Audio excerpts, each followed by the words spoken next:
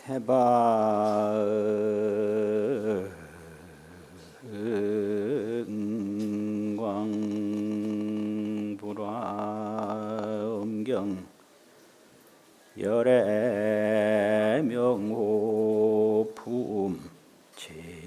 제7이로다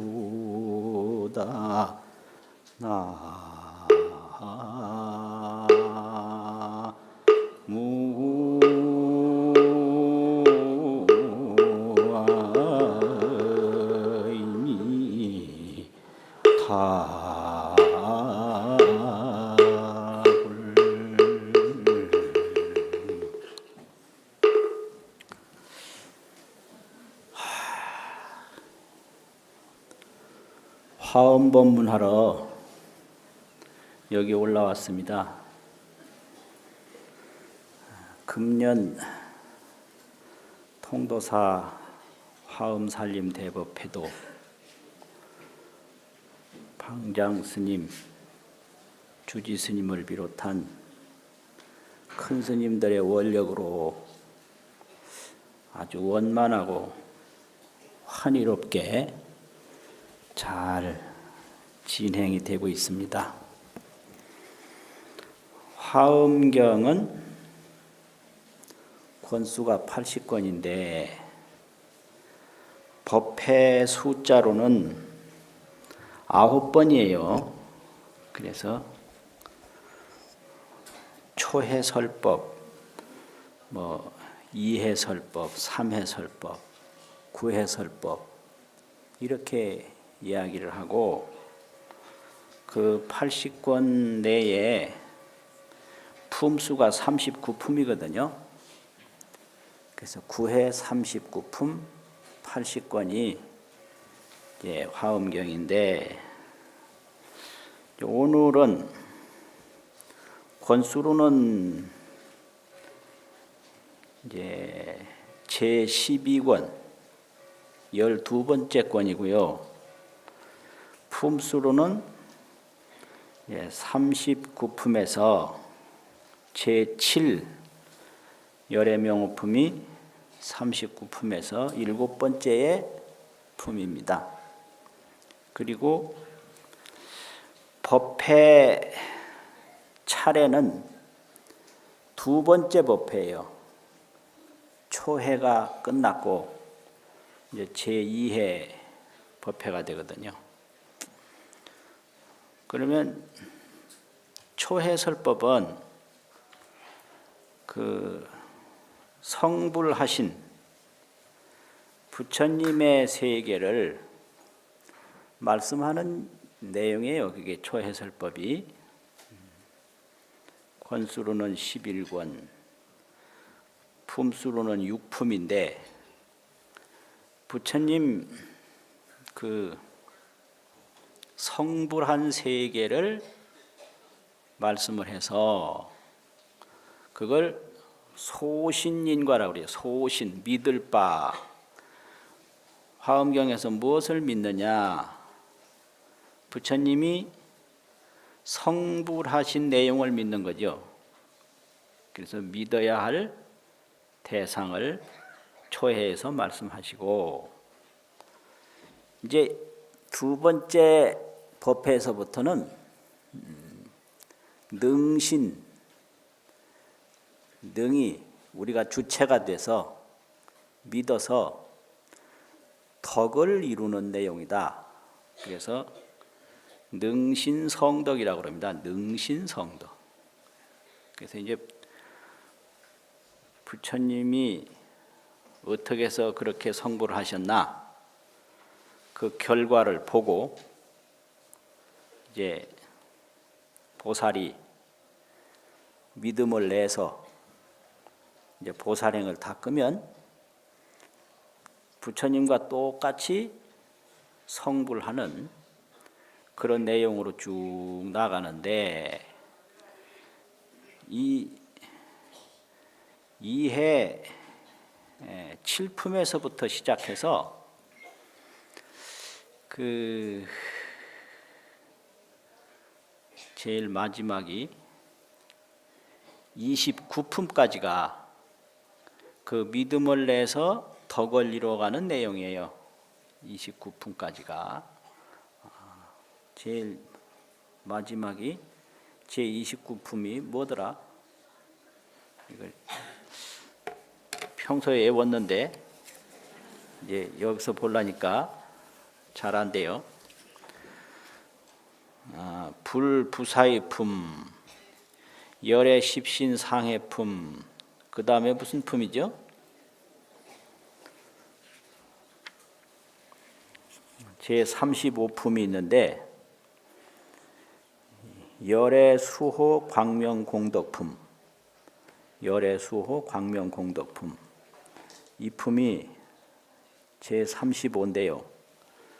제 7품에서부터 시작해서 제 35품까지는 전부 성덕품이에요. 덕을 이룬다. 성덕품. 이제 그 다음에는 보현행품, 열애출현품, 이세간품. 그때는 이제 성불하는 그런 내용이거든요.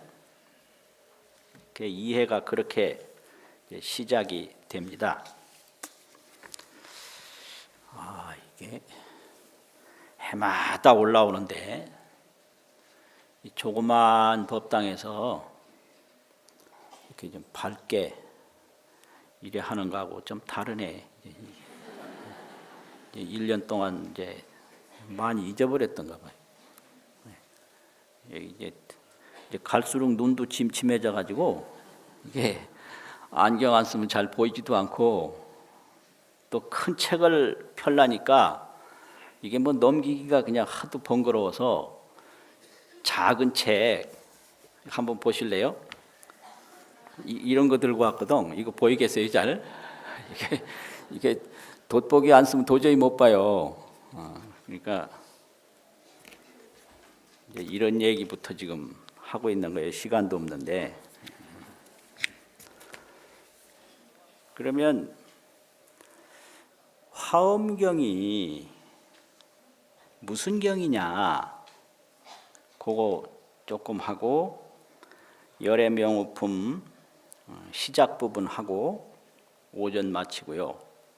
오후에는 열의 명호품 본문하고 사성제품 본문하고 그렇게 마치도록 그렇게 하겠습니다.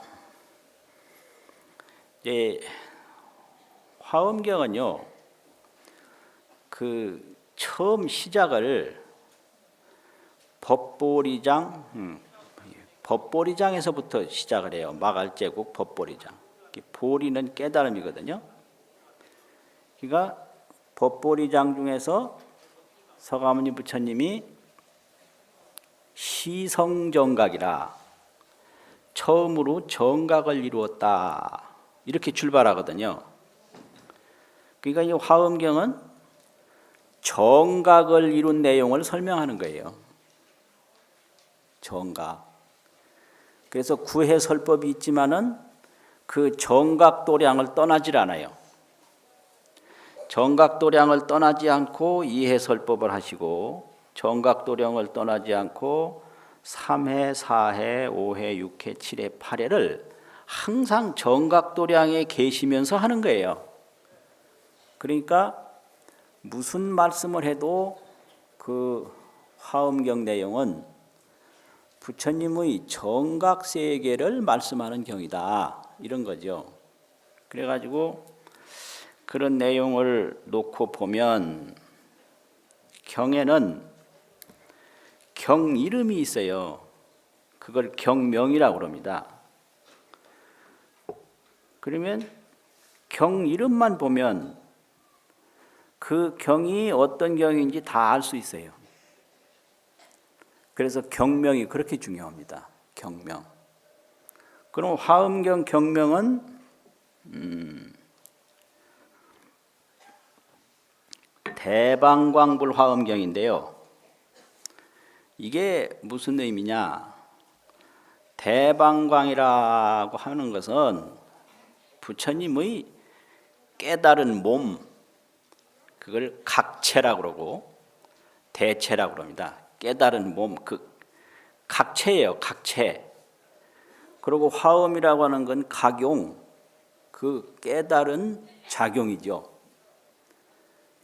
그래서 이제 불교는 그 부처님을 볼 때 시상불이 있어요. 시상불. 부처님의 모습을 보이는 부처님이 있는데 그것이 팔상성도로 시상을 해요. 처음에 태어나서 이제 출가해서 깨달아서 설법해서 열반하시는 내용이 팔상시상이거든요. 모습을 보인다 이거죠. 이게 시상불이에요. 시상불. 이게 팔상으로 보이는 겁니다. 그리고 이제 두 번째는 금강경에 오면 시상이 아니고 여일이자 여인다, 떠난다 이 말이 있잖아요. 이상성불이에요. 이상성불. 이상불입니다. 이상불. 그래서 이제 금강경에 오면 이 일체상이 증명재불이다 이렇게 말씀을 하십니다. 일체 모든 상을 여의는 것을 부처님이라고 한다 이 말이죠. 그래서 시상에서 이상으로 와요. 상을 여의는 걸로 와요. 그런데 이제 화엄경에 오면 원만불이에요. 원만불. 이 원만불이 뭐냐? 이게 부처님의 그 몸이라는 것이 이제 팔상으로 형상을 통해서 보인 몸이 아니라 그 깨달은 몸이에요. 이걸 각체라고 합니다. 각체. 그 각체가 대방광인 거예요. 끝이 없어요. 대방광이라는. 그리고 정해진 게 없어요. 이게 방이고. 그리고 안 통하는 데가 없어요. 그래서 이게 팔상으로만 본다든지 상을 여의는 걸로만 보면 그게 안 되는 건데요. 이 화엄경은 각체와 각용을 말하기 때문에 그 각체는 대방광이고 각용은 화엄이라 원만자재한 거예요. 원만자재. 그 대방광이라는 건 원만이죠. 그게 하나도 모자라는 것이 없고 하나도 남는 것이 없는 그런 세계가 대방광이고 화엄이기 때문에 원만 성불이 되는 거죠. 그래서 화엄경의 부처님은 원만불이고 금강경의 부처님은 이상불이에요. 상을 여예요. 안욕따라 삼맥삼보리가 소법도 아주 작은 것도 안욕따라 삼맥삼보리를 얻은 바가 없다 이렇게 나와요. 이게 금강경이에요. 이상. 근데 이제 화엄경은 일미진 중에 함시방을 해요. 가느다란 이 티끌 속에 시방세계를 다 담고요. 티끌마다 시방세계와 다르질 않아요. 또 무량원겁이 적일념이에요. 한량없는 길고 긴 세월이 일찰나고 일찰나가 한량없는 길고 긴 세월인데 이게 왜 이러냐. 이게 왜 이러냐. 이 시방과 미진과 또 일념과 원겁이 전부 부처님의 그 깨달은 각체에 나타난 거예요, 이게요. 그래서 그 각체를 비유로 말할 때 해인삼매라고 그럽니다. 해인삼매는 비유고 법으로 말하면 각체, 깨달은 몸이에요. 이 팔상으로 보인 몸이 아니라 깨달은 몸, 각체를 말하는 거죠. 그래서 그 각체를 다른 말로 하면 불신이라고 그러거든요. 불신, 부처님의 몸. 그래서 각은 불이고 몸체자 체는 신 아닙니까? 그러니까 이제 화엄경에 오면 시상불이나 이상불을 넘어서서 부처님의 몸은 그 깨친 몸이다. 그래서 이걸 다른 말로 하면 지혜지자 몸신자 지신이에요. 지혜의 몸인 거예요. 그러면 그 지혜의 세계에 모든 것이 다 드러나요. 거울의 그림자처럼. 거울의 그림자처럼 드러나는 것이 이 법계입니다. 이게 법계. 그래서 진허궁 변법계 일체 세계 만상의 존재가 부처님의 각지소현이에요. 그 깨달은 지혜에 나타난 바예요. 그것이 그 넓고 넓은 바다에 많은 그림자가 비춰지잖아요. 그걸 도장인자를 쓰는데 그 도장인자는 그림자라는 소리죠. 이게 종이에게 도장 꽉 찍으면 그 종이 위에 도장 자국이 딱 드러나잖아요. 그 도장 자국이 바로 종이거든요. 그것처럼 바다에 수많은 그림자가 드러나지만은 그 바다 속에 들어가 보면 거기에는 별도 없고 바닷물에 비춰진 해도 없고 달도 없고 사람도 없고 산도 없고 뭐만 있죠? 물뿐인 거예요. 물. 그래서 보일 때는 그 그림자로 비춰진 그 그림자가 산도 보이고 뭐 사람도 보이고 나무도 보이고 돌도 보이고 달도 보이고 별도 보이고 해도 보이지만 그건 물뿐이에요. 요게 깨달음이에요. 물뿐인 거예요. 그래서 별도 물이고 요게 아주 중요해요. 요게 해인삼매 각지소현. 일체 법계가 각지소현인 거예요. 그 각의 지혜에서 나타난 것이에요. 그래서 분명히 물속에 별이 보이는데 별이 아니라 그건 물이었다. 분명히 해가 보이는데 그 물속에 들어가 보면 해가 없어요. 물뿐이에요. 그래서 일체 법계가 각지소현인 거예요. 그 깨달은 지혜에 나타난 바예요. 그래서 그걸 지영이라고 그럽니다. 지혜지자 그림자 영자. 일체 만물이 지영이다. 지혜에 비추어진 그림자다 이거예요. 아 이거 참 중생이 모르는 거 이걸 모르는 거예요. 그래서 우리 눈에 비춰진 모든 게 다 우리 마음의 물에 비추어진 그림자인데 거기서 그 비추어진 그림자 모양만 알고 그 마음 물을 우리가 몰라서 그걸 미혹하다고 합니다. 그걸 미혹하다고 그래요. 이제 그러다 보니까 아무리 작은 것도 물에 비추어진 그림자일 뿐이고요. 아무리 큰 것도 물에 비추어진 그림자일 뿐이니까 큰 것이라고 해서 절대 큰 게 아니고요. 그냥 하나의 물일 뿐이에요. 작은 거라고 해서 절대 작은 게 아니에요. 그러니까 큰 건 큰 것의 자체가 없고 작은 건 작은 것의 자체가 없어서 오직 영상해인이다. 영상은 그림자고 바닷속에 비춰진 모습이다 이 말이죠. 해인과 영상뿐이에요. 그러니까 일미진이 시방세계 포함하는 거 아무것도 아니고 시방세계가 일미진 속에 들어가는 게 아무것도 아닌 거예요. 이게 화엄이에요.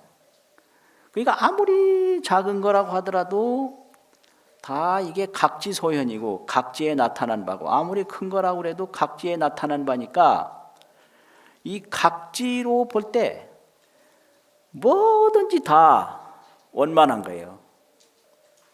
모자라는 게 없어요. 큰 게 비춰졌다고 해서 각지가 모자라는 게 아니고, 작은 게 비춰졌다고 해서 각지가 모자라는 게 아니거든요. 원만해요. 그러니까 하루를 살아도 모자라는 게 아니에요. 다 그게 각지의 소현이고, 100년을 살아도 그게 남는 게 아니에요. 각지의 소현이고, 이게 원만이에요. 그래서 화음은 원만불, 금강은 아까 무슨 불이라고 그랬죠? 이상불. 예. 또 아함은 시상불, 보일시, 형상이라는 팔상이라는 그 형상상.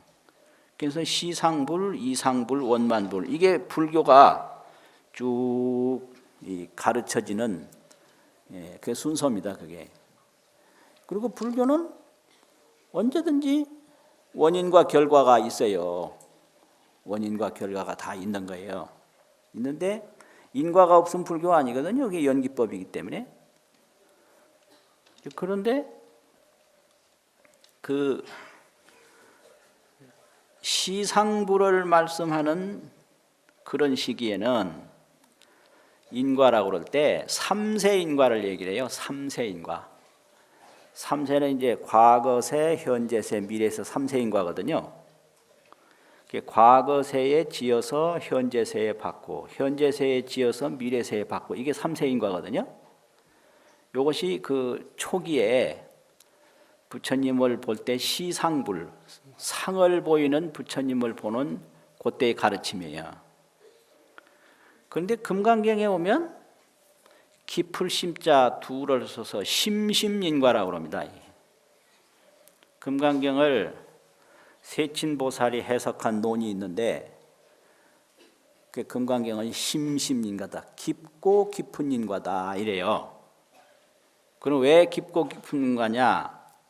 금강경은 수행을 할 때도 무주상 수행을 해요. 상에 머물지 않는 수행을 해요. 그래서 인이 깊어요. 그러면 성불을 하면 무슨 성불이라고 했죠? 상을 여의는 성불을 해요. 안욕따라 삼맥삼보리에도 머물지 않고 다 여요. 안욕따라 삼맥삼보리라는 상을 여요. 보살이라는 상을 여의고, 부처라는 상을 여의고, 중생이라는 상을 다 여요. 그래서 이 일체상, 중생상, 보살상, 부처상, 일체상을 다 여의면 이 일체재상이 증명재불이라 이렇게 나온단 말이에요. 일체재상을 여인 것을 부처라고 한다. 그러니까 이 과가 깊은 거예요. 과가. 그래서 인심과심이라, 수행을 할 때는 상에 머물지 않는, 상에 집착하지 않는 무주상 수행을 하니까 인이 깊죠. 성불을 해서는 또 상을 다 여의는 성불을 하니까 과가 깊잖아요. 그래서 그거를 심심인과라고 합니다. 깊을 심자 두 개, 깊고 깊은 인과다 이런 말이에요. 어렵습니까? 잠 오세요? 설마 오전이니까 잠은 안 오겠지? 근데 이게 잠이라는 게 재미없으면 오거든요. 아무리 피곤해도 재미있으면 잠 안 와요. 근데 아무리 쉬워도 재미없으면 잠 오거든. 근데 이런 법문을 듣고 잠 오는 거는 반성해야 돼요.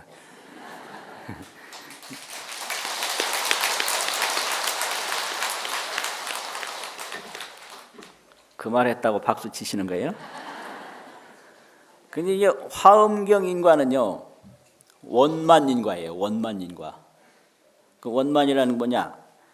인원 과만이라고 그래요. 화엄학에서 인이 원만하고 과가 원만하다. 그래서 인원 과만이에요. 그 인원 과만이라는 게 뭐냐?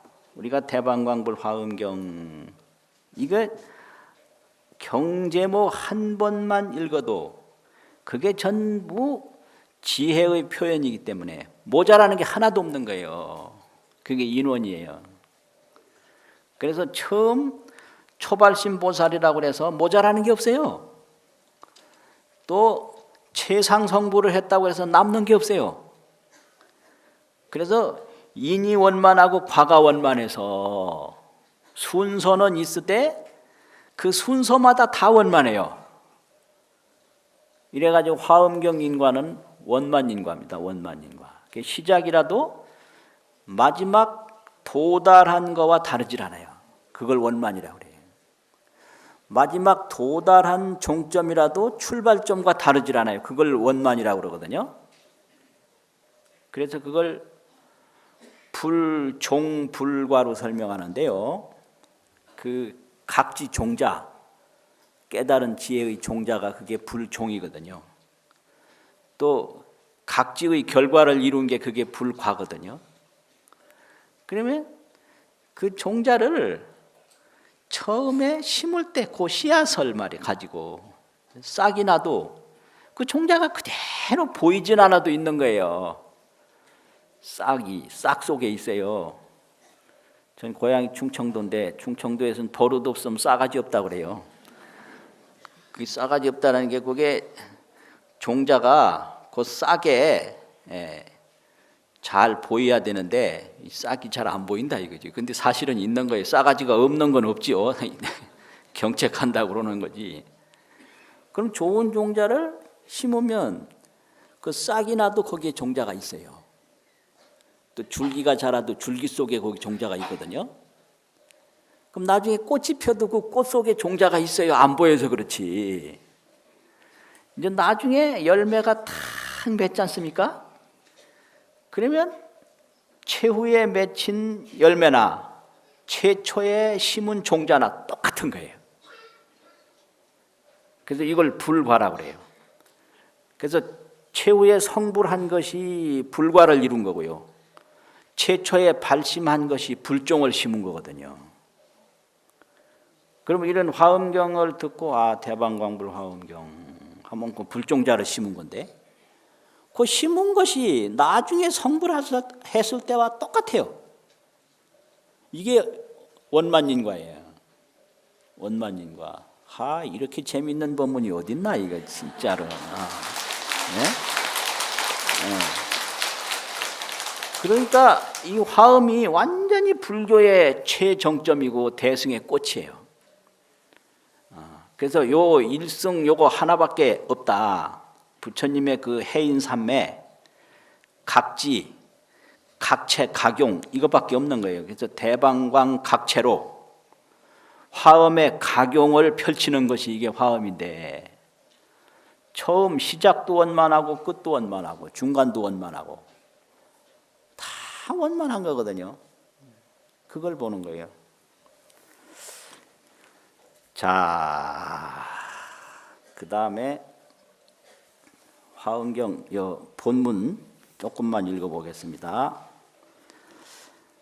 이때에 세존께서 마갈제국아라냐 법보리장에 계시면서 처음으로 정각을 이루시고 보광명전에서 연화장 사자의 자리에 앉으셨느니라. 묘가 개만하니 이 행이 영원히 끊어졌으며 무상법을 통달하셨으며 부처님의 머무는 세계에 머무시며 불의 평등을 얻으시며 장애 없는 세계에 도달하시며 말할 수 없는 법을 말하시며 행하는 바가 걸림이 없으며 불가사의한 법을 세우시며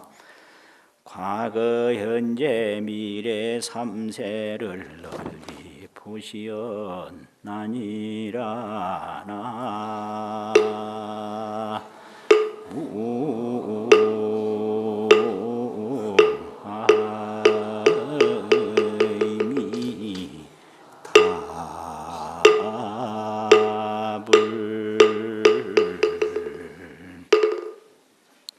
그러니까 화엄경은 그 부처님의 깨달은 내용서부터 탁 출발을 해요.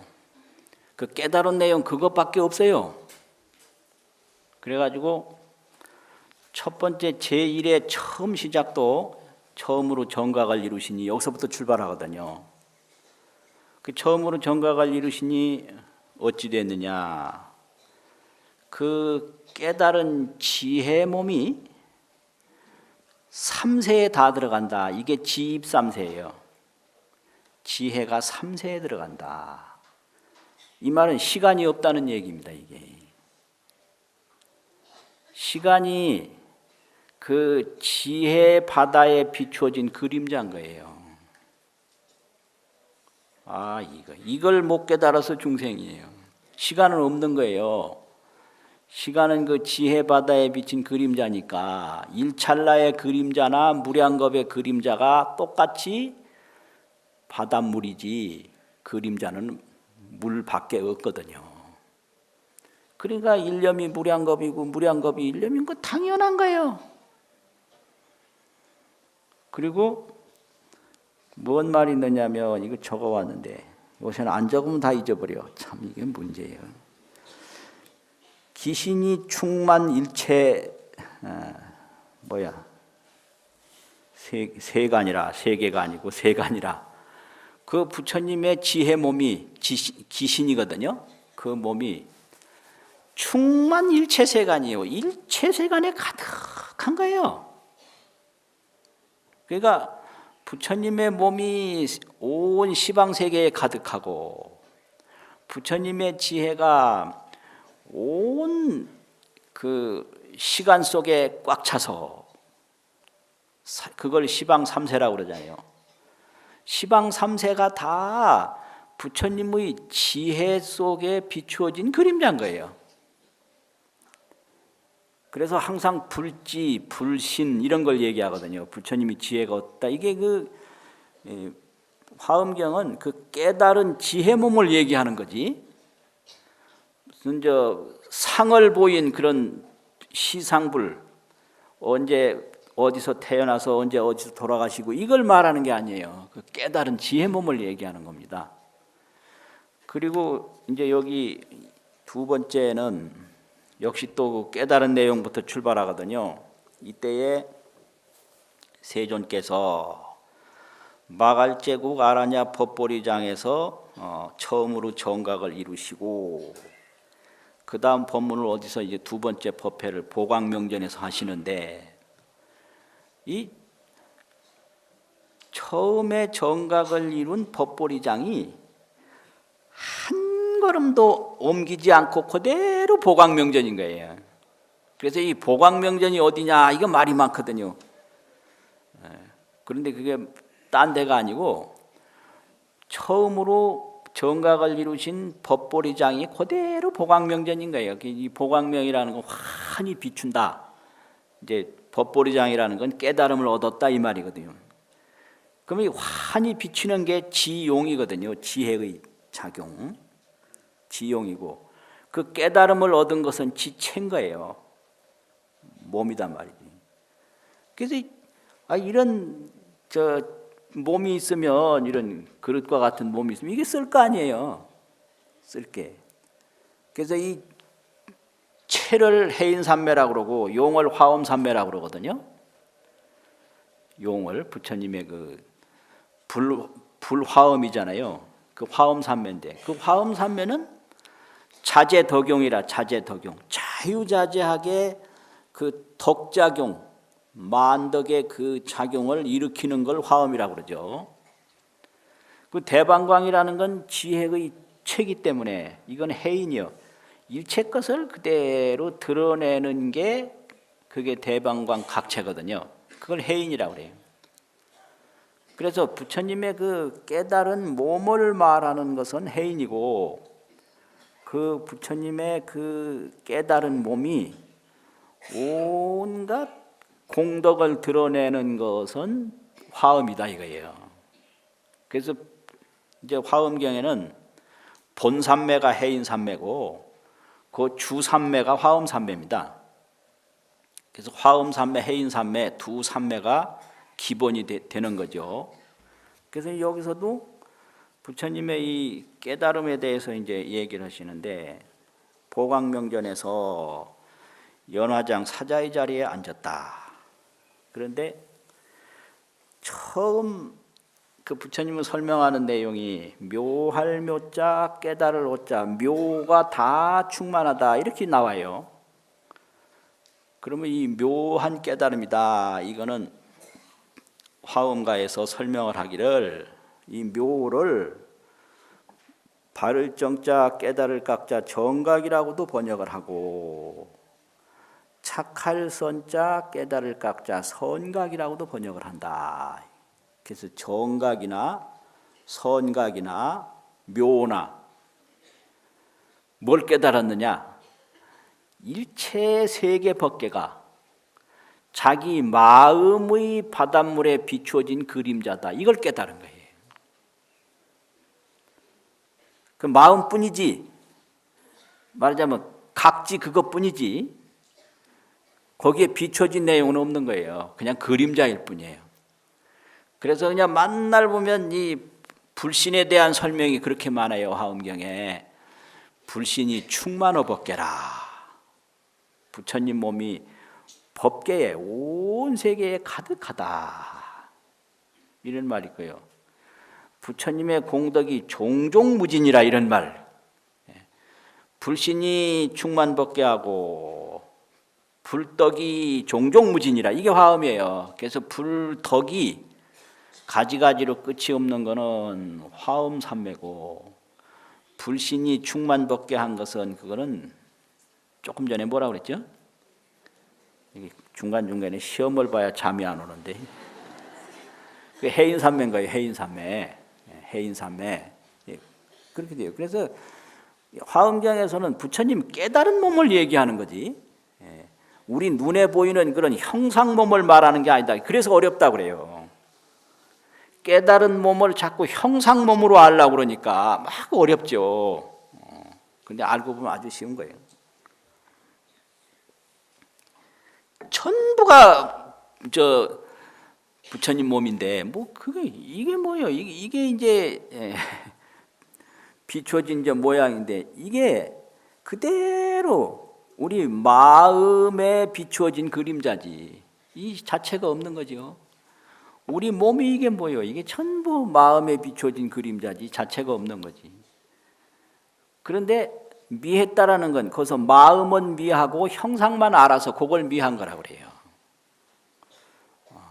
그래서 법계를 모르고 세계만 안다, 이렇게 해서 세계는 몸이다, 물질이다, 이 시간 속에, 공간 속에 있는 게 세계거든요. 세는 시간이고 계는 장소예요. 계, 세계계. 그 세계만 알고 법계를 모른다. 이 법계는 지혜거든요. 그러니까 일체 세계가 다 지혜법계에 비추어진 그림자예요. 그래서 지혜만 알면 이거 큰 거나 적은 거나 오랜 거나 짧은 거나 자재무해한 거예요.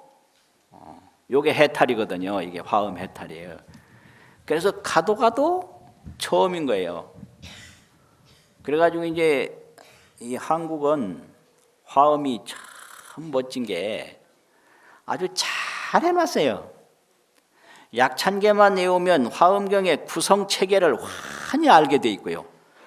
어떻게 구성됐다는 게, 또 법성계만 외우면 화엄경의 그 원리를 그대로 아주 이 손바닥에서 유리알 보듯이 해놨어요. 그래가지고 이제 최상지혜를 얻으면 그게 궁좌 실제 중도상인데, 최상지혜 이제 부처님 같이 얻는 거예요. 실제 중도상, 진실세계, 중도의 자리에 궁극적으로 딱 도달하면 그다음 마지막에 뭐죠? 신명비로자나 부르는 그건 약찬계고, 법성계 제일 마지막에 뭐예요? 구례부동명의불이라. 이거 멋있는 거예요. 가도 이제 지혜를 다 얻어놓으면 본래 지혜 자리에서 한 티끌도 움직이지 않은 거예요. 그걸 아는 걸 불이라고 그래요. 자기가 그대로 원만불이고 원만세계에 있었다. 그래서 그 원만불, 원만지, 원만각행에서 한 티끌도 움직이지 않았다라는 걸 딱 알았을 때 그게 미묘한 깨달음이 완전히 만족하다 하는 거죠. 오전에는 여기까지만 하겠습니다.